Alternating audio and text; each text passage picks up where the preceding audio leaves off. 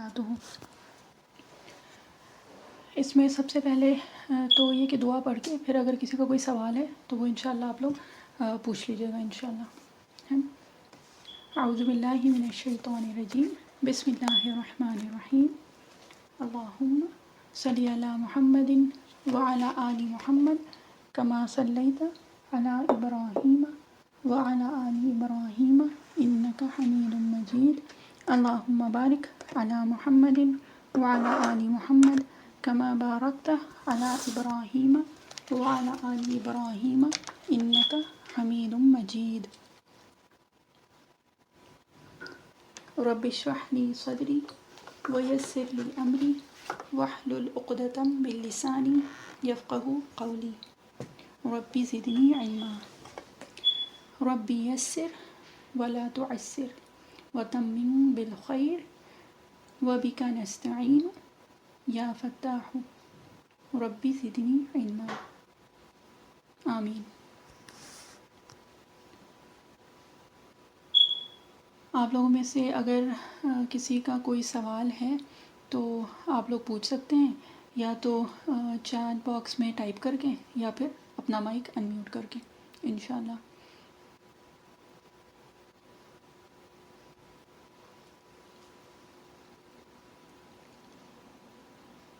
تو پھر یہ کہ ہم شروع کرتے ہیں، اور بیچ میں اگر کسی کا کوئی سوال ہوگا تو آپ لوگ یا تو ہینڈ ریز کر لیجیے گا یا انمیوٹ کر لیجیے گا، یا پھر اپنا چیٹ باکس میں آپ لوگ ٹائپ کر سکتے ہیں انشاءاللہ۔ ہم لوگوں نے دیکھیں شروع کی ہے آخر کی 10 آیتیں 10 صورتیں قرآن کی، ہے نا۔ اور اگر ویسے دیکھیں تو جز عامہ یعنی جو 30واں جز ہے، 30واں پارہ جو ہے، اس کی آخر کی 10 صورتیں، اور ان کو شروع کرنے کا مقصد یہ تھا کہ وہ عموماً سب کو یاد بھی ہوتی ہیں، اور نماز میں ہم روزانہ یہ صورتیں ہی پڑھتے ہیں، تو اس وجہ سے مشورہ یہی ہوا تھا کہ وہ اگر کر لیں ہم لوگ پہلے تو بہرحال نماز میں بھی ایک خشوع اور خضوع اس کے ذریعے سے اللہ تعالیٰ ہم لوگوں کو توفیق عطا فرمائیں کہ وہ بھی حاصل ہو جائے، اور یہ کہ آخر کی چھوٹی چھوٹی صورتیں ہیں تو ان کی تھوڑی سی ہو جائے گی تفسیر، تو کیونکہ یہاں پہ اس سیشن میں کچھ بچے بھی ہوتے ہیں تو ان کے لیے بھی وہ آسان رہے گی انشاءاللہ۔ تو یہ کہ آخر کی 10 صورتوں میں جو پہلی صورت جو ہم لوگوں نے شروع کی تھی وہ اس کی تفسیر یعنی کہ سورہ فیل کی، اور سورہ فیل کی تفسیر میں پہلے تو اس کا جو اسباب النزول تھا وہ ہم لوگوں نے کیا تھا، یعنی کہ جو ابرہہ اور اس کا لشکر تھا تقریباً 60,000 کا وہ لشکر تھا، جس میں پہلی بار کسی جنگ کے لیے ہاتھی استعمال کیے گئے تھے اس طرح سے۔ اور اگر یہ کہ عرب کے اعتبار سے دیکھیں تو ان کے لیے یہ بالکل ایک نئی چیز تھی، کیونکہ وہاں پہ عموماً سب سے پہلے تو اونٹ ہی استعمال ہوتے تھے، اور اس کے علاوہ ہاتھی تو کبھی بھی استعمال نہیں ہوئے تھے۔ اس کے علاوہ اگر ہوتا تھا تو ہاں گھوڑے ہوتے تھے، لیکن اونٹ اور گھوڑوں کے علاوہ ہاتھی کا اس وقت جنگ میں کوئی تصور نہیں تھا۔ اور ابرہہ جو آیا تھا ہاتھیوں کو لے کے، تو ایک جو اس کا مقصد تھا وہ نعوذ باللہ بیت اللہ شریف ڈھانے کے لیے، یعنی اس کو منہدم کرنے کے لیے، اس کے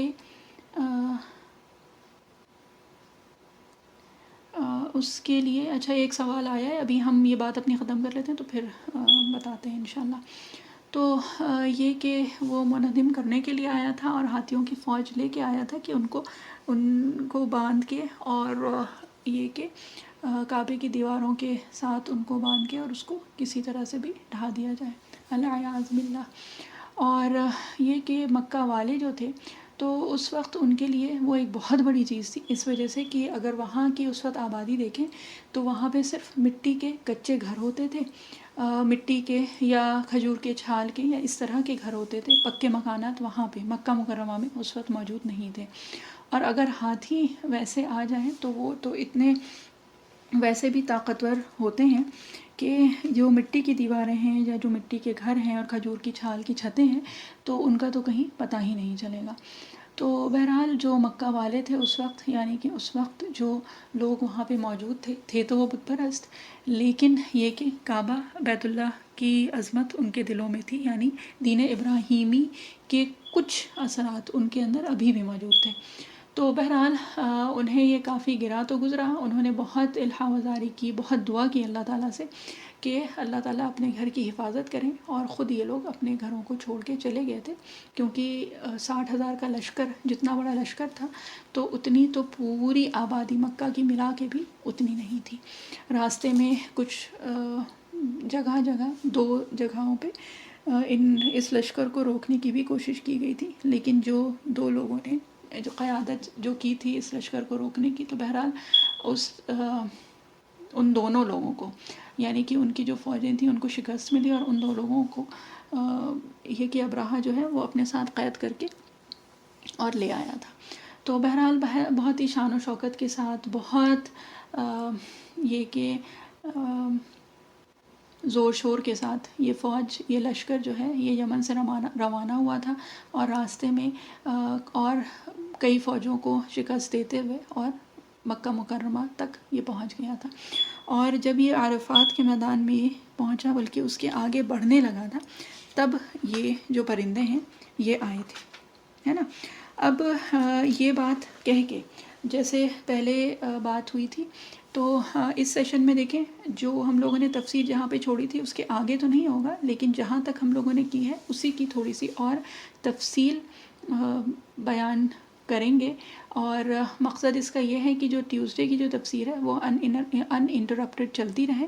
اور یہ کہ اس کی جو اور ڈیٹیلز جو اس دن ہم لوگ نہیں کر پا رہے ہیں یا کر پاتے ہیں وقت کی کمی کی وجہ سے، تو وہ اس سیشنز میں ہو جائیں انشاءاللہ۔ تو یہ ہے کہ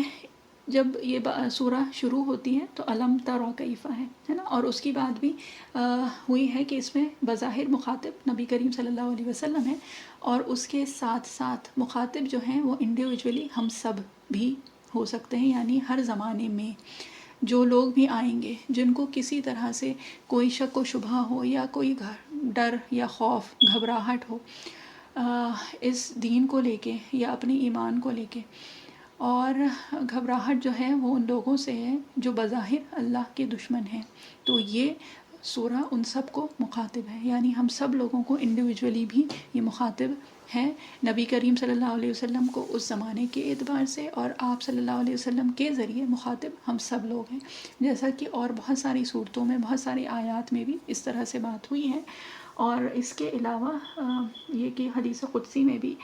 کئی بار مخاطب تو نبی کریم صلی اللہ علیہ وسلم ہوتے ہیں، لیکن نبی کریم صلی اللہ علیہ وسلم کے ذریعے اللہ تعالیٰ ہم سب لوگوں کو مخاطب کرتے ہیں، یعنی کہ اس گھیرے میں لے لیتے ہیں،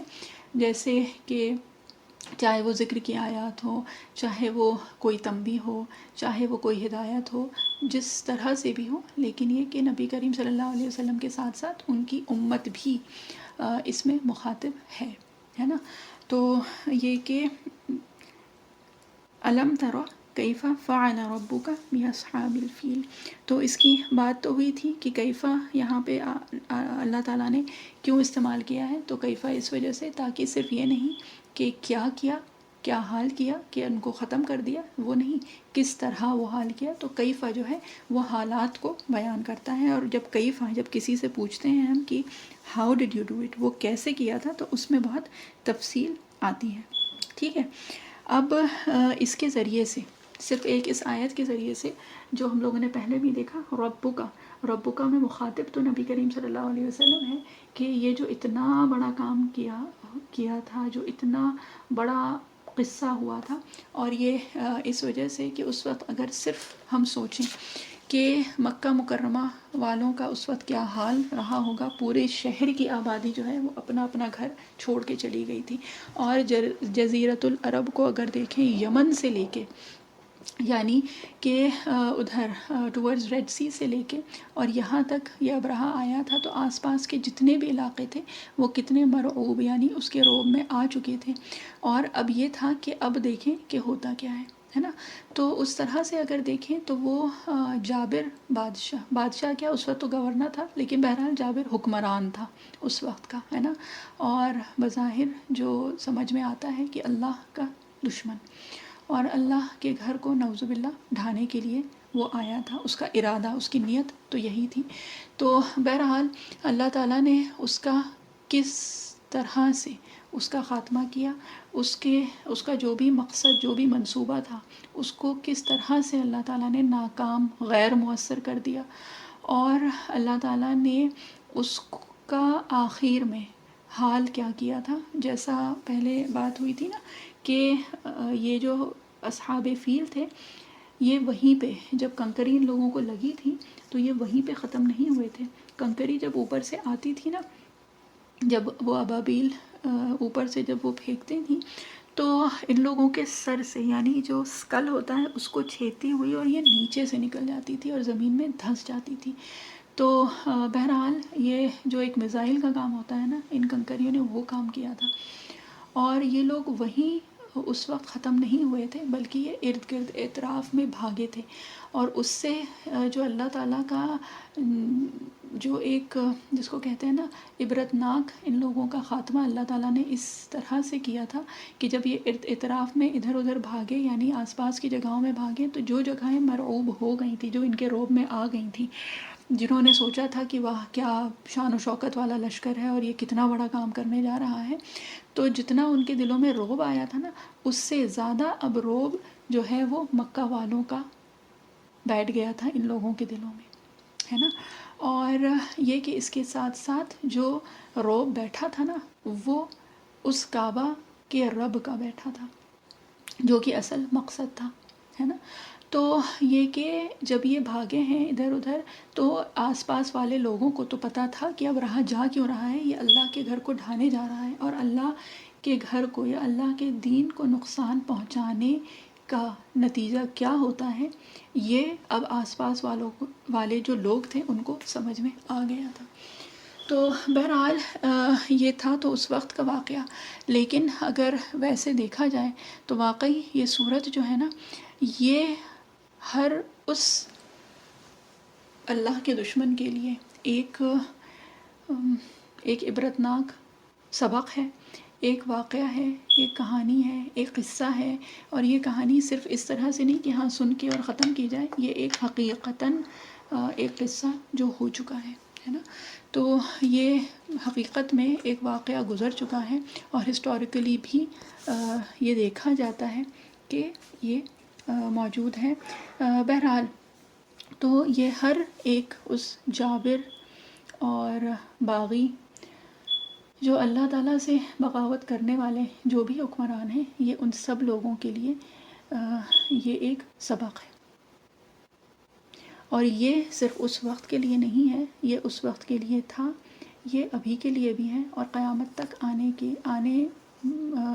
تک، قیامت کے دن آنے تک جتنے بھی اس طرح کے حکمران ہوں گے ان کے لیے یہ ایک لیسن ہے۔ اور یہ کہ بہرحال اللہ تعالیٰ ہم لوگوں کو توفیق دے۔ پہلی بات تو یہ ہے کہ قرآن شریف میں کیا ہے اس کو آگے دوسروں تک پہنچانے کی اس کے لیے سب سے پہلی جو چیز ہے وہ تو یہی ہوگی کہ اللہ تعالیٰ ہم لوگوں کو پہلی بات تو یہ سمجھائیں، یہ سمجھوائیں اس میں ہے کیا، یہ ہمیں پہلی بات تو پتہ چلے اور وہ سمجھ میں آئے، اور ہم لوگوں کے دلوں میں وہ چیزیں پہلے آئیں، تو اس کے بعد ہی پھر وہ زبان پہ ہم لوگوں کے آ پائیں گے، ہم اور لوگوں کو بھی اس کے بارے میں بتا پائیں گے۔ اور یہ جو ایک وارننگ ہے نا، یہ صرف ایک بہت بڑے حکمران کے لیے نہیں ہے، یہ جو چھوٹے چھوٹے مطلب انڈیویجولی جو ہم لوگ بھی کرتے ہیں نا، کہ انڈیویجولی کسی اللہ کے دوست کے ساتھ ہم دشمنی کرتے ہیں، یا ہم بغاوت کرتے ہیں، یا اللہ کے دین کے ساتھ ہم کسی طرح کا کوئی مکر یا فریب کرنے کی کوشش کرتے ہیں، تو یہ ہم سب لوگوں کے لیے ہے۔ بہرحال اللہ تعالیٰ ہم سب لوگوں کی حفاظت کریں، اور اللہ تعالیٰ ہم سب لوگوں کو جو آیات ہیں نا ان کی جو گہرائی ہے اور ان کی جو حقیقت ہے وہ ہم لوگوں کے دلوں میں اللہ تعالیٰ ڈالیں، اور اللہ تعالیٰ کہنے سننے سے زیادہ اللہ تعالیٰ ہم لوگوں کو عمل کی توفیق عطا فرمائے۔ اور یہ کہ اس سے ایک اور جو بات پتہ چلتی ہے، جو ظالم اور مظلوم جو ہیں ان میں اللہ تعالیٰ کس کے ساتھ ہوتے ہیں، اور یہ کہ بہرحال ظالم اگر یہ لفظ بھی دیکھیں تو یہ ظلم سے مشتق ہے، اور ظلمت جو ہے وہ عربی میں اندھیرے کو کہا جاتا ہے، یعنی ظالم جو ہے وہ اندھیرے میں ہوتا ہے، یعنی جب وہ اس وقت وہ جب ظلم کر رہا ہوتا ہے تو اس کو واقعی کچھ سمجھ میں نہیں آتا ہے، اس کو کچھ دکھائی نہیں دیتا ہے، اس کو کچھ سوچتا نہیں ہے سوائے اپنا جو مقصد ہے، اپنا جو ایک اس کا ایم ہے، جو ہدف ہے نا، اس کے علاوہ اس کو کچھ نہیں دکھائی دیتا ہے، یعنی وہ اس قدر ظلمت کی گہرائیوں میں ہوتا ہے کہ وہ خود ظالم ہو جاتا ہے۔ تو بہرحال اللہ تعالیٰ نے یہاں پہ مظلوموں کا ساتھ دیا تھا، انہوں نے دعا کی تھی، اور انہوں نے جس طرح سے الہ برداری کی تھی اللہ تعالیٰ سے، اور اللہ تعالیٰ سے مانگا تھا، تو اللہ تعالیٰ نے آسمانی مدد ان کے لیے بھیجی تھی، اللہ تعالیٰ نے حفاظت فرمائی تھی اپنے گھر کی، اور یہ کہ قیامت تک آنے کے لیے اللہ تعالیٰ نے یہ ایک عبرتناک واقعہ ہم سب لوگوں کے لیے رکھ دیا۔ اور اس میں اگر دیکھا جائے نا تو یہ ہے کہ اللہ تعالیٰ نے جو استعمال کی تھی وہ چڑیاں کی تھی، اور ویسے بھی اگر مثال کے طور پہ بھی ہم لوگ استعمال کرتے ہیں تو چڑیا کو ایک بہت حقیر سی، جس کو کہتے ہیں نا بہت بے ضرر سی چیزیں ہوتی ہیں، ہے نا، جب کسی بچے کی نزاکت بھی اگر وہ کرنی ہوتی ہے کہ جیسے کچھ ہے ہی نہیں، تو کیا کہتے ہیں ہم کہ جیسے چڑیا کی طرح کھاتا ہے، چڑیا کی طرح بس ہلکا پھلکا سا وہ ہے، تو بہرحال چڑیا کو بہت بے ضرر ایک مخلوق مانا جاتا ہے، اور وہ بھی وہ چڑیاں جو اتنی چھوٹی ہوں۔ تو یہ کہ اگر اس واقعے میں اگر دیکھا جائے تو اللہ تعالیٰ نے جو کام لیا بھی تو وہ چڑیوں سے لیا تھا، ہے نا، پرندوں سے لیا تھا، جو واقعی ایک بہت حقیر سی چیز ہوتی ہیں، بظاہر ان کے اندر کوئی طاقت نہیں ہوتی ہے، اور کس کے اگینسٹ استعمال کیا تھا، وہ بھی ہاتھیوں کے اگینسٹ، ہے نا۔ تو یہ کہ ہاتھی جو بظاہر بہت زیادہ طاقتور، اور زمین کے اگر جو چرند اور پرند ہیں، اگر یہ کہ حیوانات جو بھی ہیں ان کو اگر دیکھا جائے تو اس میں سب سے طاقتور آج بھی ہاتھی کو ہی مانا جاتا ہے۔ تو یہ کہ ان ہاتھیوں کی فوج کو اللہ تعالیٰ نے ختم کیا تھا، ان کو شکست دی تھی، کس سے؟ چڑیوں سے۔ تو واقعی اگر یہ کہ ویسے بھی ہم اپنی عقل سے بھی سوچیں تو اللہ تعالیٰ نے کتنی حقیر سی چیز استعمال کی تھی، اور کتنی مضبوط، کتنی اسٹرانگ اور پاورفل چیز کو ختم کرنے کے لیے۔ اس کے بعد جو دوسری چیز آتی ہے نا، وہ یہ آتی ہے کہ اللہ تعالیٰ نے کس چیز کے ذریعے سے انہیں ختم کیا تھا۔ تو وہ جو تھا وہ آتا ہے کہ چھوٹی چھوٹی کنکریاں تھیں، اور وہ بھی جو قرآن شریف میں جو لفظ استعمال کیا گیا ہے اس سورہ میں وہ آیا ہے من سجیل، اور سجیل اگر ویسے دیکھا جائے تو یہ کہا جاتا ہے کہ یہ نکلا ہے فارسی زبان سے، ٹھیک ہے، اور فارسی زبان میں یہ اصل میں یہ دو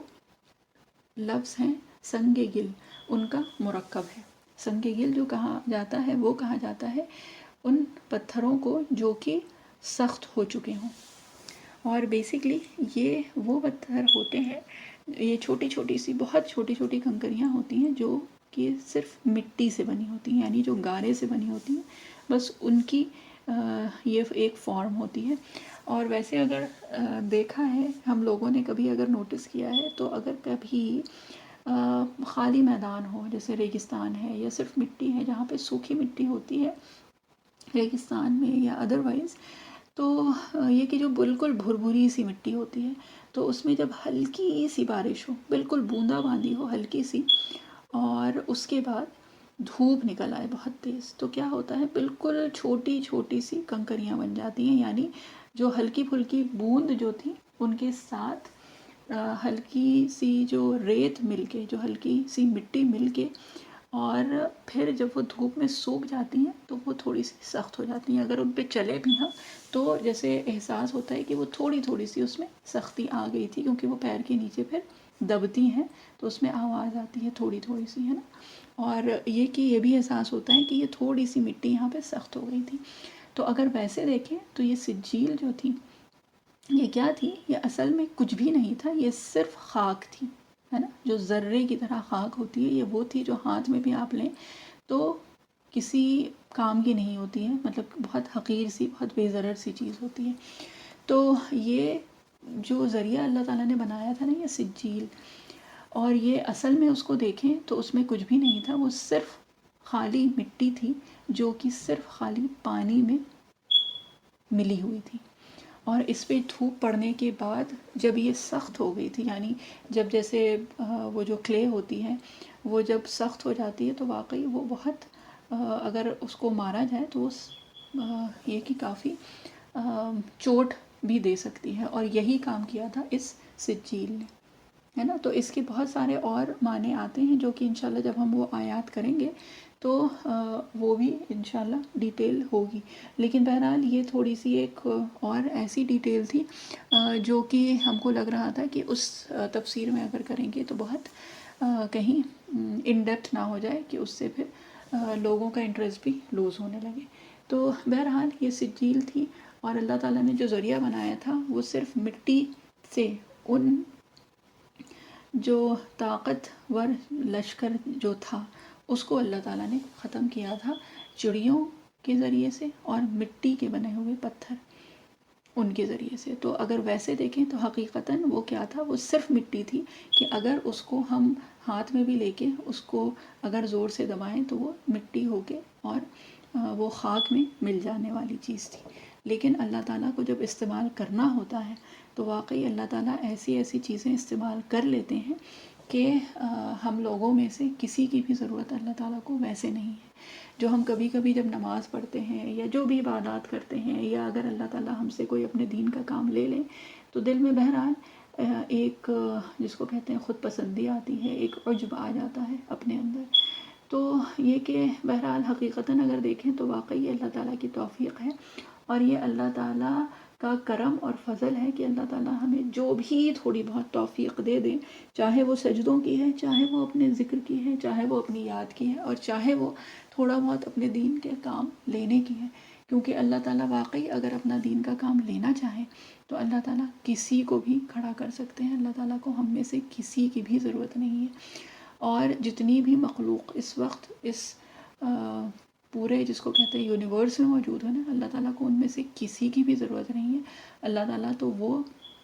ذات ہیں کہ وہ جب صرف کن کہہ دیتے ہیں وہ چیز ہو جاتی ہے، تو اس کے لیے واقعی کسی کی بھی ضرورت نہیں ہے۔ اور اگر کسی چیز میں اللہ تعالیٰ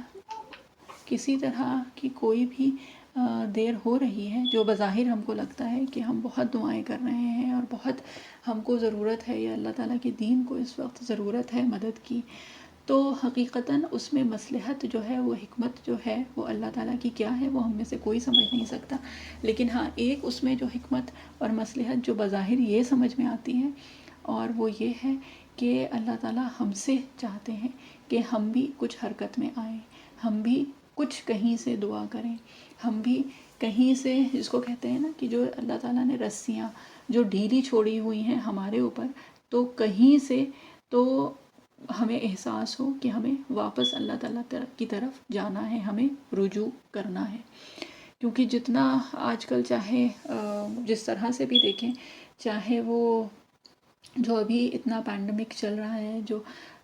بیماری کی وجہ سے، اس کے علاوہ اگر دیکھیں تو واقعی یہ لگتا ہے کہ قیامت بہت قریب ہے۔ جتنے مظالم ہو رہے ہیں پوری دنیا میں، اور اگر انڈیویجولی ہم لوگ اپنے اپنے جہاں جہاں پہ ہم لوگ رہتے ہیں، اپنے شہر میں، اپنے ملکوں میں، وہاں پہ دیکھیں تو حالات جیسے جس کو کہتے ہیں نا بگڑتے جا رہے ہیں، کہ اگر 5 اور 10 سال کا بھی اگر ہم پیچھے جا کے دیکھیں تو حالات واقعی اس طرح کے کبھی نہیں تھے جیسے کہ اب ہو گئے ہیں۔ تو اس کی وجہ کیا ہے؟ اس کی وجہ جیسے کہ اللہ تعالیٰ نے قرآن شریف میں بھی بتایا ہے نا کہ اللہ تعالیٰ کسی قوم کو کی حالات ایسے نہیں بدلتے ہیں یہاں تک کہ وہ قوم خود اپنے حالات نہ بدل دے۔ تو اگر کہیں کچھ کمی آئی ہے تو واقعی شاید وہ ہم لوگوں کی طرف سے آئی ہے، کیونکہ اگر ویسے دیکھیں تو جو رب ہے وہ بھی ابھی تک وہی ہے جو کہ بی بی ہاجرہ جو تھی نا، ان کا جو رب تھا تو وہ ہمارا رب بھی وہی ہے۔ اور بی بی ہاجرہ جو ہیں وہ ہیں، کیونکہ ایک تھوڑا سا جو وقت بچا ہے اور اس میں ایک بات ہوتی ہے جو کسی کے قصے کی بھی بات ہوتی ہے نا، تو یہ کہ آج شاید اللہ تعالیٰ کو یہی منظور تھا کہ انہی کی بات ہو جائے، کیونکہ ابراہیم علیہ السلام جو دین ابراہیمی ہے اس کی بات سے یہ کلاس شروع ہوئی تھی. تو یہ کہ انہی ابراہیم علیہ السلام کی جو یہ کہ ساتھی تھی بی بی ہاجرہ، اسماعیل علیہ السلام کی والدہ، جن کو کہ اللہ تعالیٰ کے حکم سے ابراہیم علیہ السلام نے اسی مکہ مکرمہ کے میں چھوڑا تھا. اور اس وقت یہ صحرا تھا، یہاں پہ اس وقت کوئی آبادی، کوئی جس کو کہتے ہیں کہ کسی طرح کی کوئی بھی جاندار چیز وہاں پہ موجود نہیں تھی، جہاں پہ بی بی ہاجرہ اور ان کی وہ چھوٹی سی اولاد اسماعیل علیہ السلام اس وقت وہاں پہ موجود تھے. اور یہ کہ وہ ایک ماں کی کیسی دعا ہوگی کہ ریگستان میں صرف ایک واحد ایک عورت کی دعا پہ اللہ تعالیٰ نے اس ریگستان میں، اس صحرا میں ایک عورت کی دعا پہ اللہ تعالیٰ نے ایک ناممکن چیز وہاں پہ شروع کر دی. یعنی صحرا میں سب سے زیادہ ناممکن چیز کیا ہے؟ وہاں پہ ایک چشمے کا موجود ہونا، وہاں پہ پانی کا آ جانا. تو یہ کہ بہرحال وہ جو ایک عورت تھی، ان کی وہ کیا ایمان کی کیفیت ہوگی اور وہ کیا دعا ہوگی اور کس طرح سے انہوں نے وہ دعا مانگی ہوگی کہ اللہ تعالیٰ نے واقعی اس صحرا میں یعنی ایک ناممکن چیز شروع کر دی. اور وہ ایسی شروع کی کہ اس وقت بی بی ہاجرہ کو اپنی زبان میں کہنا پڑا زمزم، اور اس کا مطلب اگر دیکھا جائے تو اس کا مطلب تھا کہ ٹھہر جا، ٹھیک ہے، سٹاپ. اس لیے کہ اگر اس وقت یہ کہا جاتا ہے کہ اگر اس وقت بی بی ہاجرہ وہاں پہ اس کو زمزم یعنی اس کو وہ کہہ کے نہ روکتی تو شاید پوری دنیا اس چشمے کے پانی میں ڈوب جاتی. تو بہرحال بی بی ہاجرہ نے اس کو روکنے کا حکم دیا اور وہ رک گیا، اور وہ اس طرح سے رکا کہ وہ صرف ایک چشمے کی شکل میں موجود ہے، اور وہ ہزاروں سال سے وہ چشمہ جاری ہے، اور وہ جب تک یہ دنیا موجود رہے گی وہ چشمہ جاری رہے گا، یعنی قیامت تک وہ چشمہ رہے گا انشاءاللہ. اور ابھی بھی اگر دیکھیں تو وہ ایک چشمہ جس سے پوری دنیا ابھی تک سیراب ہوتی ہے. جب بھی ہم لوگ جاتے ہیں مکہ مکرمہ یا کوئی بھی جاتا ہے تو کیا ہوتا ہے کہ وہاں سے زمزم ڈھیروں کا ڈھیر لے کے آتے ہیں ہم لوگ، لیکن اس زمزم میں ابھی تک کوئی کمی نہیں آئی ہے. اس زمزم کے لیے یہ کہا جاتا ہے کہ اس کو جب پی لیتے ہیں نا تو اس سے بھوک بھی ختم ہوتی ہے اور پیاس بھی مٹتی ہے. اس زمزم کی یہ تاثیر ہے کہ اس کو جتنے بھی سال رکھ لیا جائے وہ کبھی خراب نہیں ہوتا ہے، کبھی سڑتا نہیں ہے، کبھی اس میں مہک نہیں آتی ہے، اور اس زمزم میں شفا ہے. تو بہرحال زمزم کے جتنے بھی فوائد ہیں وہ تو ہم سب لوگوں کو پتہ ہے، اور انشاءاللہ کبھی نہ کبھی اس کی بھی بات ہوگی تفصیل سے. لیکن ابھی جو اللہ تعالیٰ نے شاید یہ بات جو شروع کروائی ہے نا وہ اس لیے کروائی ہے کہ وہ ایک عورت، ایک ماں کی ایک دعا تھی، اور ان کی کیا ایمان کی کیفیت رہی ہوگی، اور ان کی کیا جس کو کہتے ہیں کہ دعاؤں کی کیا کیفیت رہی ہوگی، اور ان کا کنیکشن جو ہے اللہ تعالیٰ سے، یعنی کہ ان کی بندگی جو ہے اللہ تعالیٰ کے ساتھ وہ کیا رہی ہوگی، ان کا کیا تعلق تھا اللہ تعالیٰ سے کہ ایک شخص کی دعا سے اللہ تعالیٰ نے ایک ناممکن چیز ممکن کی، اللہ تعالیٰ نے وہ عطا فرمائی. اور ایسے ویسے نہیں کہ ہاں بس صرف ان کی اور ان کے جو اولاد تھی ان کی پیاس بجھ جائے، بلکہ قیامت تک آنے تک جتنے بھی ایمان والے ہیں وہ اس سے سیراب ہوتے ہیں. اور آج اس زمانے میں ہم سب لوگ ہیں کہ واقعی اگر سوچیں تو بہت ایک عجیب سی چیز ہے کہ وہ سوچو تو سمجھ میں نہیں آتا. اور اللہ تعالیٰ ہم لوگوں کو وہ کیفیت، وہ ایمان اور وہ ایمان کی حلاوت، وہ ذکر کی لذت، وہ دعائیں اللہ تعالیٰ ہم لوگوں کو کرنے کی توفیق عطا فرمائے کہ اس وقت پوری امت مل کے کسی ایک چیز کے لیے، جس کو کہتے ہیں صرف ایک چیز کے لیے دعا کرتی ہے، اور وہ دعائیں ہم لوگوں کی قبول نہیں ہو رہی ہیں. بظاہر تو نہیں قبول ہو رہی ہیں، اللہ تعالیٰ کی اس میں کیا مصلحت ہے، کیا حکمت ہے، کیا اللہ تعالیٰ کی جس کو کہتے ہیں اس میں پلاننگ ہے، ہم لوگوں میں سے کوئی بھی نہیں جانتا ہے. لیکن یہ کہ یہ تو سمجھ میں آ رہا ہے کہ کہیں سے اگر کچھ کمی ہوئی ہے نا تو وہ ہم لوگوں کی دعاؤں میں کمی ہوئی ہے، کیونکہ رب جو ہے وہ تو وہی ہے، وہ وہی رب ہے جس نے ابراہیم علیہ السلام کو آگ سے بچایا تھا، وہ رب وہی ہے جس نے بی بی ہاجرہ کی ایک دعا پہ صحرا میں چشمہ جاری کر دیا تھا، ہے نا، اور وہ رب وہی ہے جس نے موسیٰ علیہ السلام کو فرعون سے بچایا تھا، اور فرعون وہ اس وقت جس کو کہتے ہیں کہ حکمران تھا، بلکہ وہ سب کچھ تھا اس وقت، کہ وہ خود اپنے آپ کو کہتا تھا انا ربکم الاعلی، اپنے آپ کو وہ رب، اور صرف رب نہیں، ربکم الاعلی کہتا تھا کہ میں تم سب کا رب ہوں، اور ایسا ویسا رب نہیں، اعلی یعنی سب سے بلند رب ہوں۔ اور اللہ تعالیٰ نے موسیٰ علیہ السلام کے دل میں وہ ایمان دیا کہ موسیٰ علیہ السلام خود اس فرعون کے سامنے کھڑے ہوئے تھے۔ تو بہرحال یہ کہ یہاں تو ہم لوگوں کے بہرحال ایمانوں کی کیفیت یہ ہو گئی ہے اس وقت کہ اگر جس کو کہتے ہیں نا کہ کہیں پہ یہ پتہ چل جائے کہ اگر ہمارے مسلمان ہونے سے اگر ایسا نہ ہو کہ ہم کو کوئی کسی محفل میں کسی طرح سے ہم کو کمتر سمجھا جائے تو ہم اپنا ایمان چھپا جاتے ہیں۔ تو بہرحال اللہ تعالیٰ ہم سب لوگوں کو بہترین توفیق دیں، اللہ تعالیٰ ہم لوگوں کے ایمانوں کو، ہم لوگوں کے دلوں کو مضبوط کریں، اللہ تعالیٰ ہم لوگوں کے ایمان میں وہ کیفیت دے، وہ حرارت دیں اور وہ حلاوت عطا فرمائے، یعنی کہ وہ مٹھاس دیں اور وہ گرمی اور وہ سوزش عطا فرمائے کہ اور کچھ نہیں تو کم سے کم اپنے مصلے پہ بیٹھ کے جب ہم دعا کریں نا، اور ہم جب روئیں، پہلے تو اللہ تعالیٰ سب سے پہلے تو ہم لوگوں کو توفیق عطا کریں کہ ہم لوگ امت کے لیے دعا کر پائیں، ہم لوگ امت کے ہر فرد کے لیے، چاہے وہ اپنا ہو، چاہے وہ کوئی اور ہو، چاہے وہ جس طرح سے بھی ہو، لیکن جس کو کہتے ہیں اخلاص کے ساتھ تمام پوری امت کے لیے دعا کر پائیں۔ اللہ تعالیٰ ہم لوگوں کو وہ توفیق عطا فرمائے، اور اس کے ساتھ ساتھ اللہ تعالیٰ ہم لوگوں کو مستجیب الدعوات بنائے کہ جب ہم دعا کریں نا تو اللہ تعالیٰ وہ جب اخلاص آئے گا نا ہم لوگوں کی دعاؤں میں تو اللہ تعالیٰ وہ دعائیں قبول بھی کریں گے۔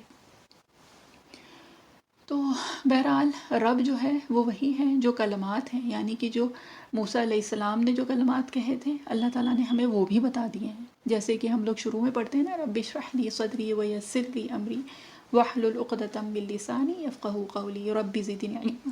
تو یہ وہ کلمات ہیں جو موسیٰ علیہ السلام کو اللہ تعالیٰ نے سکھائے تھے، اللہ تعالیٰ نے ہمیں وہ بھی بتا دیے ہیں، ہے نا۔ اور اس کے علاوہ اگر دیکھیں تو اللہ تعالیٰ نے اپنے جتنے بھی انبیاء علیہ السلام گزرے ہیں نا، انہوں نے جس طرح سے دعا کی ہے، جن الفاظ سے دعا کی ہے، اللہ تعالیٰ نے ہمیں وہ ساری دعائیں سکھائی ہیں، وہ سب دعائیں اللہ تعالیٰ نے قرآن شریف میں ہمیں سکھا دی ہیں۔ تو اللہ تعالیٰ بھی وہی ہے، رب وہی ہے جو ابراہیم علیہ السلام، جو بی بی ہاجرہ علیہ السلام، جو موسیٰ علیہ السلام کے رب تھے نا، وہ رب ابھی بھی وہی ہیں۔ یہ جو اصحاب فیل کو جس نے ختم کیا تھا، رب ابھی بھی وہی موجود ہیں، جو الفاظ جو کلمات ہیں وہ بھی ابھی وہی ہیں، اور اللہ تعالیٰ نے ہمیں وہ سکھائے ہیں اپنے قرآن یعنی کہ اپنی کلام کے ذریعے، اور نبی کریم صلی اللہ علیہ وسلم کے ذریعے ہمیں وہ کلمات بھی سکھا دیے ہیں۔ اگر کہیں کچھ فرق آیا ہے نا تو وہ ہم لوگوں کے ایمانوں میں آیا ہے، ہم لوگوں کے ایمان کی کیفیت میں آیا ہے، ہم لوگوں کی جو دعاؤں کی کیفیت ہے، ہم لوگوں کا جو اخلاص ہے نا، جو فرق آیا ہے وہ اس میں آیا ہے۔ تو بہرحال اور کچھ نہیں تو ان سیشنز کے ذریعے، اور کچھ ہم لوگوں کا نہ ملے، کوئی علم ملے نہ ملے، چاہے معلومات حاصل ہو چاہے نہ ہو، اگر ہم لوگوں کے اندر وہ کیفیت آ جائے، اگر ہم لوگ صرف اور کچھ نہیں تو اخلاص کے ساتھ اگر پوری امت کے لیے دعا کرنے والے بن جائیں نا، تو انشاءاللہ جو ہمارا مقصد ہے ان سیشنز کو کرنے کا وہ پورا ہو جائے گا۔ تو بہرحال اخلاص کی کیونکہ بات آئی ہے تو اس سے ایک چیز جو اور بہت پیاری جو ذہن میں اللہ تعالیٰ اس وقت ڈال رہے ہیں وہ یہ ہے کہ ہم لوگوں نے ہمیشہ سنا ہے نا کہ ماں باپ کی جو دعا ہے اپنی اولاد کے لیے وہ اللہ تعالیٰ ضرور قبول کرتے ہیں، اور یہ ہم لوگ عموماً سنتے آئے ہیں نا، بچپن سے سنا ہے۔ اب جب ہم لوگ بڑے ہو گئے ہیں، جب اپنی اولادیں ہم لوگوں میں سے کافی لوگوں کی ہیں اور بہت سارے ابھی بھی ہیں جو خود بھی ابھی بچے ہی ہیں، تو بہرحال یہ کہ اللہ تعالیٰ ماں باپ کی دعا اولاد کے لیے ہر حال میں قبول کرتے ہیں، ہے نا. اور یہ نبی کریم صلی اللہ علیہ وسلم سے بھی پتہ چلا ہے. یہ الگ الگ طرح سے ہم لوگوں کو اللہ تعالیٰ نے ہم لوگوں کو یہ بات بتائی ہے، جو چاہے وہ تجربے سے ہو، چاہے جس طرح سے بھی ہو، لیکن یہ بات ہم سب لوگوں کو پتہ ہے. اب اس میں جو ایک بہت پیاری بات ہے وہ یہ ہے کہ یہ جو ماں باپ کی دعا اولاد کے لیے ہے اللہ تعالیٰ ضرور قبول کرتے ہیں. تو اس کے پیچھے وجہ کیا ہے؟ تو کبھی کبھی ہوتا ہے نا کہ جو ہمارے بڑے ہیں، یعنی کہ جو اکابرین جو گزر چکے ہیں ہمارے، جو ابھی موجود ہیں، تو بہرحال اللہ تعالیٰ انہیں بہترین جزائے خیر دے کہ انہوں نے ایک ایک چیز کو اتنا کھول کھول کے ہمارے لیے بیان کیا ہے، اتنا کھول کھول کے ہم کو سمجھایا ہے،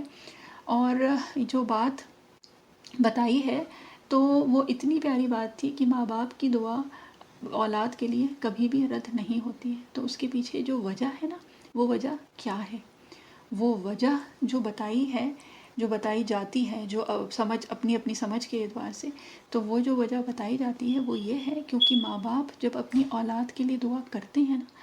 تو اس میں اخلاص ہوتا ہے، اور وہ اخلاص ہوتا ہے کہ وہ واقعی اور کسی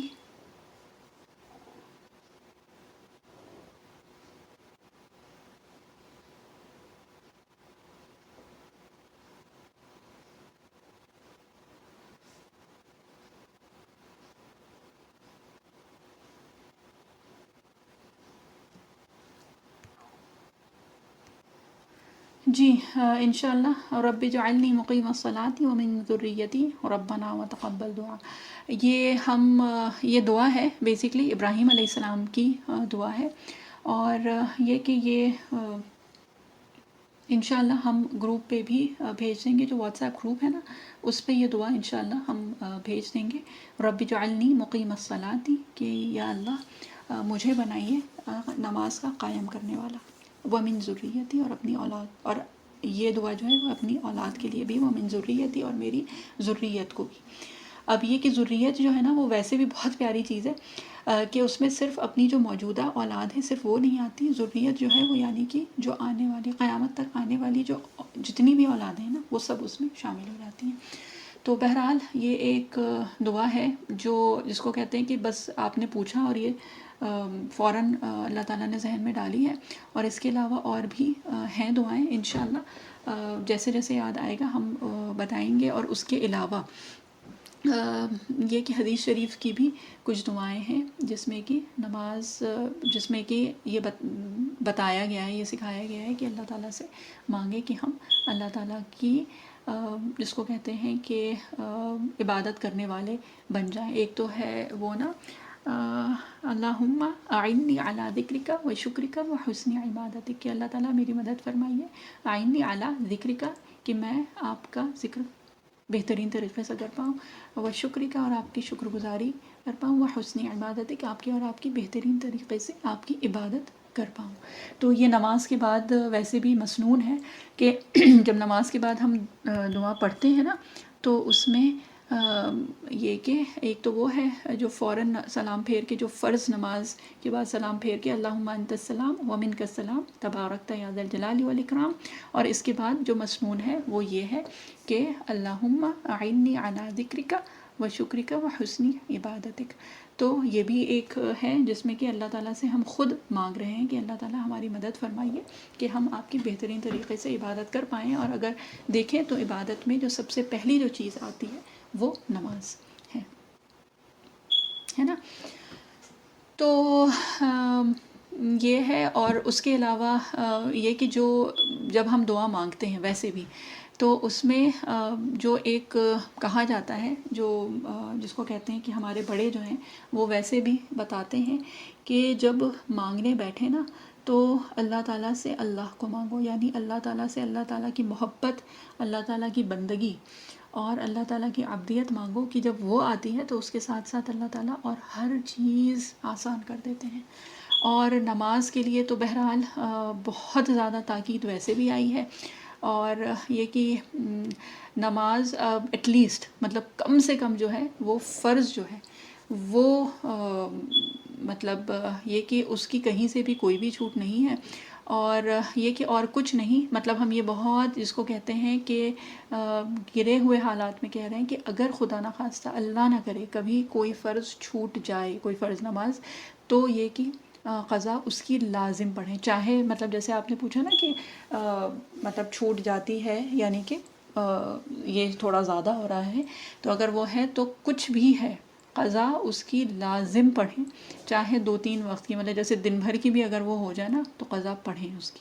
کیونکہ جب جس کو کہتے ہیں کہ جب نفس پہ، جب اپنے جسم پہ، جب فزیکلی بھی جب تھوڑا سا جس کو کہتے ہیں کہ بوجھ پڑتا ہے نا، تو پھر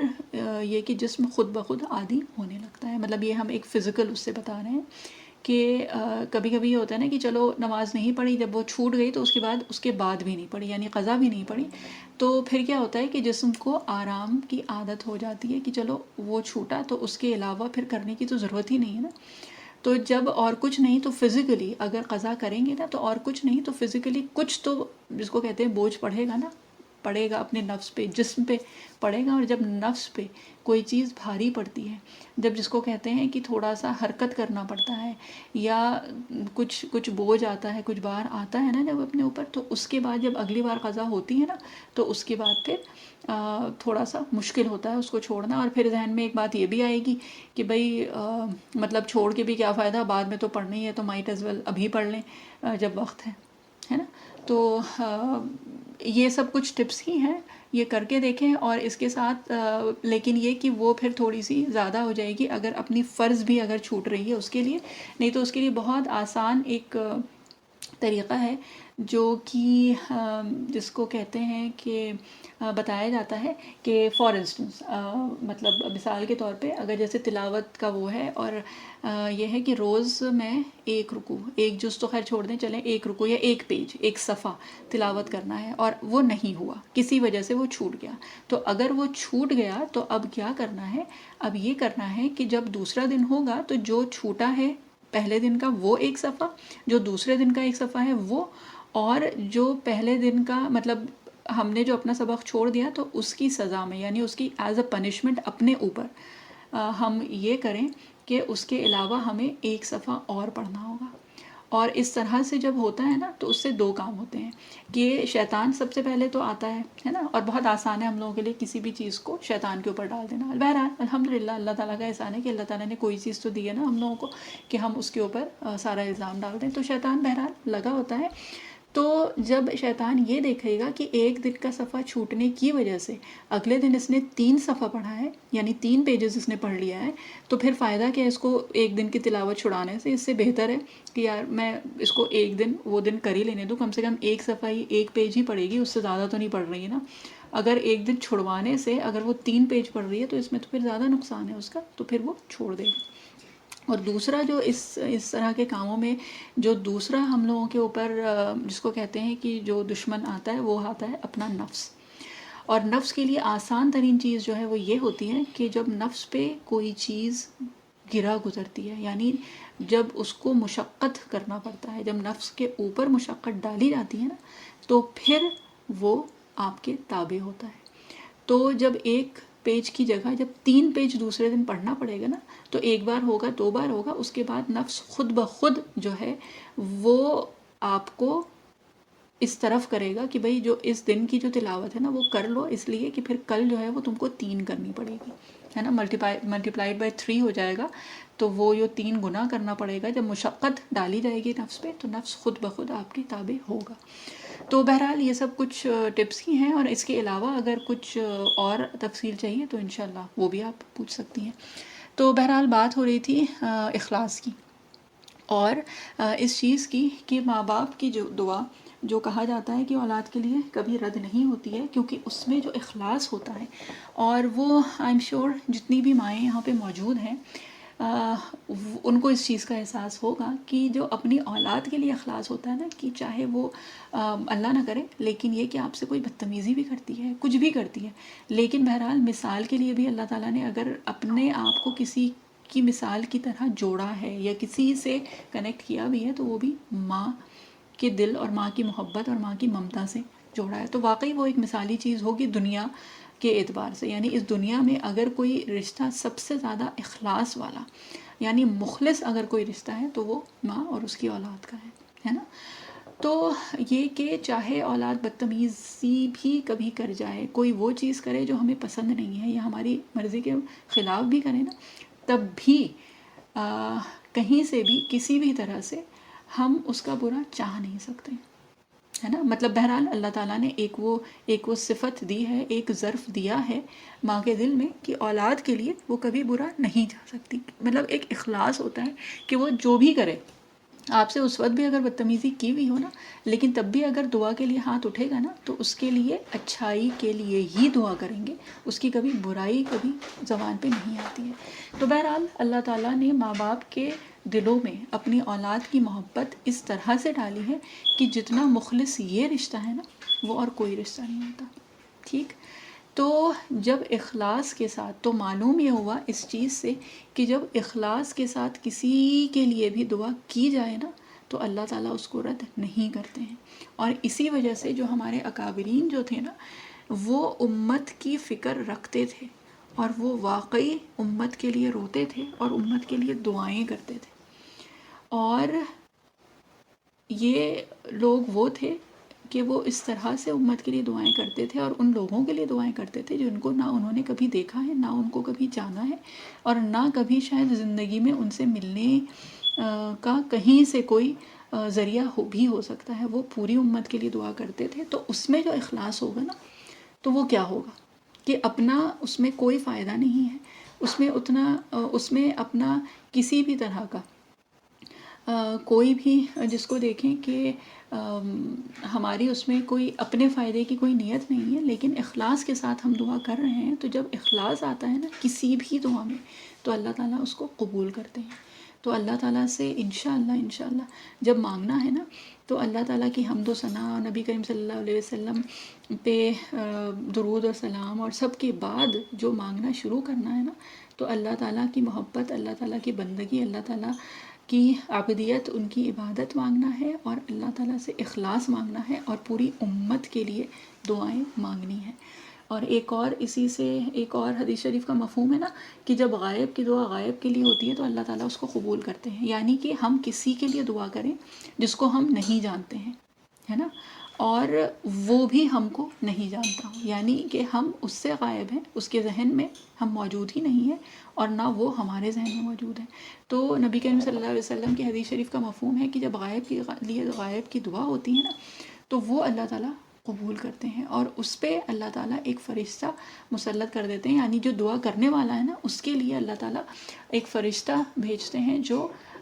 اس کو یہ کہتا ہے کہ تمہارے لیے بھی یہ سب ہو. یعنی کہ جو تم دعا اپنے اس بھائی یا بہن کے لیے کر رہے ہو، اس امتی کے لیے کر رہے ہو یا جس کے لیے بھی کر رہے ہو، تو وہ سب دعائیں تمہارے حق میں بھی اللہ تعالیٰ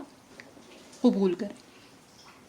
تو غائب کی دعا غائب کے لیے ہوتی ہے. اس میں بھی جو ایک فیکٹر آتا ہے وہ آتا ہے اخلاص کا، کیونکہ جب ہم کسی کو جانتے ہی نہیں ہیں تو اس میں ہمارا کوئی ذاتی فائدہ تو کسی بھی طرح سے ہو ہی نہیں رہا ہے نا. تو جب اپنا کوئی ذاتی فائدہ نہیں، اپنا کوئی مصرف نہیں ہے، نہ ہم کبھی اس سے ملے ہیں نہ کبھی ملیں گے، تو ہم تو اس کو یہ بتا بھی نہیں سکتے کہ ہم نے تمہارے لیے دعا کی تھی تو دیکھو دعا قبول ہو گئی نا، میں نے جب کی تھی تمہارے لیے. تو اور کچھ نہیں تو کم سے کم ہم ایک اس کے سامنے جس کو کہتے ہیں کہ ایک خوشی ہی ہم کو مل گئی، تو وہ تک ہمیں نہیں مل پائے گی. وہ تو صرف اللہ تعالیٰ ہی جانتے ہیں کہ ہم نے اس کے لیے دعا کی تھی اور اللہ تعالیٰ ہیں جو دعا قبول کرنے والے ہیں. تو اخلاص کا جس کو کہتے ہیں کہ جو پیک ہے نا وہ یہ ہے کہ جو کچھ بھی ہو وہ صرف اللہ تعالیٰ کی رضا کے لیے ہو اور اللہ تعالیٰ ہم لوگوں کی نیتوں کو درست کریں، نیتوں میں اخلاص عطا فرمائیں کہ نیتیں جب درست ہوں گی نا تو پھر اور جتنی ہم لوگوں کی چیزیں ہیں وہ سب ٹریک پہ آ جائیں گی انشاءاللہ. تو انشاءاللہ اور کچھ نہیں تو اللہ تعالیٰ سے اخلاص مانگنا ہے، اللہ تعالیٰ سے دعائیں کرنی ہیں، بہت کرنی ہے، کیونکہ اس وقت امت کو دعاؤں کی بہت ضرورت ہے. اور چاہے وہ انفرادی طور پہ دیکھیں، مطلب انڈیویجولی ہم سب لوگوں کو دیکھ لیں، ہم لوگوں کے گھروں کو ضرورت دعاؤں کی. اللہ تعالیٰ ہم سب لوگوں کو عافیت کے ساتھ دعائیں کرنے والا، اخلاص کے ساتھ دعائیں کرنے والا بنائیں اللہ تعالیٰ، اور ہم سب لوگوں کی اللہ تعالیٰ دعائیں قبول فرمائیں. اور جب امت کے لیے دعا ہوگی نا تو اس وقت یہ ذہن میں رکھنا ہے کہ اسی طرح نبی کریم صلی اللہ علیہ وسلم دعا کیا کرتے تھے. نبی کریم صلی اللہ علیہ وسلم جیسا ہم لوگوں کو حدیث شریف سے بھی کتنے دفعہ پتہ چلا ہے نا کہ رات بھر آپ صلی اللہ علیہ وسلم کھڑے ہوتے تھے، یہاں تک کہ آپ صلی اللہ علیہ وسلم کے جس کو کہتے ہیں قدم مبارک میں ورم آ جاتا تھا، یعنی سوج جاتے تھے، اور آپ صلی اللہ علیہ وسلم رات رات بھر کھڑے ہو کے اپنی امت کے لیے روتے تھے اور ان کے لیے دعا کرتے تھے۔ اور یہ ہے کہ اس میں ایک بہت پیاری بات جو ہے وہ یہ ہے کہ ایک بار عائشہ رضی اللہ عنہا تھی نبی کریم صلی اللہ علیہ وسلم کے پاس، اور کچھ دعا کی بات ہو رہی تھی۔ بہرحال یہ حدیث شریف کا مفہوم ہے، اللہ تعالیٰ کمی بیشی معاف کریں۔ تو اس میں آپ صلی اللہ علیہ وسلم نے عائشہ رضی اللہ عنہا کے لیے دعا کی، کچھ اس طرح سے کہ یا اللہ، یا اے میرے رب، عائشہ کے اگلے پچھلے سارے گناہ معاف کر دے جو اس نے جان بوجھ کے کیے تھے، جو غلطی سے کیے تھے، جو انفرادی طور پہ کیے تھے، جو جہری کیے تھے، جو سری کیے تھے۔ اس طرح سے نبی کریم صلی اللہ علیہ وسلم نے بہت تفصیلی دعا فرمائی عائشہ رضی اللہ عنہا کے لیے۔ تو جب عائشہ رضی اللہ عنہا نے یہ دعا سنی تو اتنی خوش ہوئی کہ مطلب جیسے کھلکھلا کے وہ ہنس پڑی، اس طرح سے کہ ان کا سر جو ہے وہ نبی کریم صلی اللہ علیہ وسلم کی گود میں مطلب جیسے آ گیا، اتنا وہ جیسے خوش ہو گئیں، سرور میں آ گئیں نبی کریم صلی اللہ علیہ وسلم کی اتنی تفصیلی دعا اپنے لیے سن کے۔ تو جب ان کو اتنا خوش دیکھا آپ صلی اللہ علیہ وسلم نے، تو پوچھا کہ عائشہ تم اتنی زیادہ خوش کیوں ہو؟ تو پھر عائشہ رضی اللہ عنہا نے یہ فرمایا کہ آپ نے میرے لیے اتنی دعا کی ہے تو اس سے مجھے اتنی خوشی ملی ہے، مطلب میں اتنا خوش ہو گئی آپ کی اتنی دعا سن کے۔ تو جیسے کوئی بہت دل بھر کی دعا دیتا ہے نا ہم لوگوں کو انڈیویجولی بھی، تو کتنا دل خوش ہو جاتا ہے، اتنی خوشی ہوتی ہے نا اس چیز پہ۔ تو ویسے ہی، اور وہ سوچے وہ عائشہ رضی اللہ عنہا کے لیے دعا کرنے والے کون تھے؟ وہ تھے حبیب اللہ، ہے نا، نبی کریم صلی اللہ علیہ وسلم۔ تو بہرحال وہ خوشی کا مقام تھا۔ تو جب عائشہ رضی اللہ عنہا کا یہ جواب سنا نا کہ آپ کی یہ دعا جو میرے لیے، آپ نے یہ میرے لیے دعا کی ہے، یہ سن کے میں اتنا خوش ہوئی ہوں، تو اس پہ نبی کریم صلی اللہ علیہ وسلم نے فرمایا کہ عائشہ تم یہ جو ایک دعا اپنے لیے سن کے اتنا خوش ہوئی ہو نا، تو یہ دعا تو میں ہر روز اپنے ہر امتی کے لیے کرتا ہوں۔ تو بہرحال نبی کریم صلی اللہ علیہ وسلم اپنے ہر ایک امتی کے لیے، یعنی ہمارے لیے، آپ کے لیے، ہم سب لوگوں کے لیے، ہم لوگوں کی اولادوں کے لیے، ہم لوگوں کی اولادوں کے اولادوں کے لیے، اللہ تعالیٰ ہم سب لوگوں کے لیے، نبی کریم صلی اللہ علیہ وسلم نے ہم سب لوگوں کے لیے دعا کی ہے۔ ہر ایک امتی کے لیے آپ صلی اللہ علیہ وسلم نے دعا کی ہے اللہ تعالیٰ سے۔ اور جب ہم دعا کرنے کے لیے بیٹھے نا تو ذہن میں اس چیز کو حاضر کریں، اس کا استحضار کریں، اس چیز کا احساس رکھیں کہ ایک ایک امتی جو ہے وہ آپ صلی اللہ علیہ وسلم کے لیے بہت قیمتی ہے، اور اللہ تعالیٰ کے نظروں میں ہر ایک امتی کی بہت زیادہ وقت، اور جس کو کہتے ہیں کہ اللہ تعالیٰ values each of them and every one of us is very precious۔ ہر ایک امتی جو ہے وہ بہت قیمتی ہے اللہ تعالیٰ کی نظر میں، اور نبی کریم صلی اللہ علیہ وسلم نے ہر ایک امتی کے لیے دعا کی ہے، جو قیامت تک آنے والے ایک ایک امتی کے لیے آپ صلی اللہ علیہ وسلم روئے ہیں۔ تو اور کچھ نہیں، تو صرف اس چیز کو مستحضر کر کے بھی اگر ہم دعا کریں گے نا، اگر اس چیز کا احساس کر کے بھی ہم دعا کریں گے تو شاید ہم لوگوں کی دعاؤں میں وہ کیفیت آ جائے، انشاءاللہ۔ اللہ تعالیٰ ہم سب لوگوں کو کہنے سننے سے زیادہ اللہ تعالیٰ عمل کی توفیق عطا فرمائے۔ اور یہ کہ دعاؤں کے لیے جو بہترین اوقات کہے جاتے ہیں نا، ایک ہے فرض نماز کے بعد، امیجیٹلی آفٹر دا فرض صلاح، کہ نماز کے فوراً بعد کی دعائیں قبول ہوتی ہیں۔ اذان اور اقامت کے درمیان کا جو وقفہ ہوتا ہے، جو وقت ہوتا ہے، اس وقت کی دعائیں قبول ہوتی ہیں۔ جس وقت بارش ہوتی ہے اس وقت کی دعائیں قبول ہوتی ہیں۔ جس وقت ہم لوگ کسی شرعی سفر میں ہوتے ہیں، جب ہم مسافر ہوتے ہیں تو مسافر کی دعائیں قبول ہوتی ہیں۔ کوئی مظلوم ہے، اس مظلوم کی دعائیں بہت قبول ہوتی ہیں۔ جس وقت آپ کو کسی چیز پہ بہت غصہ آئے، کوئی چیز آپ جس کو کہتے ہیں نا کہ کسی نے کچھ کہہ دیا اور آپ بس اس وقت ضبط کر کے رہ گئے، آپ نے کچھ جواب نہیں دیا اس کو، جب وہ ضبط کرتے ہیں نا، جب وہ غصہ اپنا کوئی انسان پیتا ہے، جو کوئی اللہ کا بندہ ہوتا ہے، جب وہ برداشت کرتا ہے، جب وہ کسی چیز پہ صبر کر جاتا ہے، جس لمحہ، اس لمحے کی دعائیں قبول ہوتی ہیں۔ اور جو سب سے زیادہ اللہ تعالیٰ ہم سب لوگوں کو اس کی توفیق دیں کہ وہ تہجد کا وقت ہے، جس وقت دعائیں بہت قبول ہوتی ہیں۔ تو اللہ تعالیٰ ہم سب لوگوں کو دعائیں کرنے والا اور جو مقبول اوقات ہیں ان کو ڈھونڈنے والا، ان مقبول اوقات کو ڈھونڈ کے دعائیں کرنے والا بنائے۔ اللہ تعالیٰ ہم سب لوگوں کی تمام جائز دعائیں، تمام جائز خواہشات، جو ہم لوگوں کے جتنے ارمان ہیں، اللہ تعالیٰ وہ سب قبول کریں، اور اللہ تعالیٰ ہم سب لوگوں کو مستجیب الدعوات، یعنی وہ لوگ جن کی اللہ تعالیٰ سب دعائیں قبول کرتے ہیں، اللہ تعالیٰ ہم سب لوگوں کو ان لوگوں میں شامل کریں۔